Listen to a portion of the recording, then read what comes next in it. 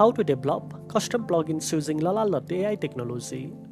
First of all, start by visiting the official website at Lalal.ai using your web browser.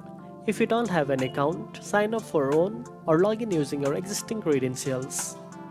Next, explore Lalal.ai's developer resources and API documentation, which provide detailed information about integrating their advanced audio separation technology into your own custom plugins or applications.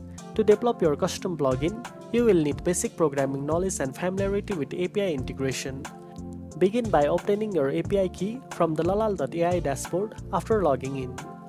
This key will allow your plugin to communicate securely with Lalal.ai server. Then use the API endpoints to send audio files for processing, specify separation modes like vocals, instrument, or drums, and receive processed audio streams in return.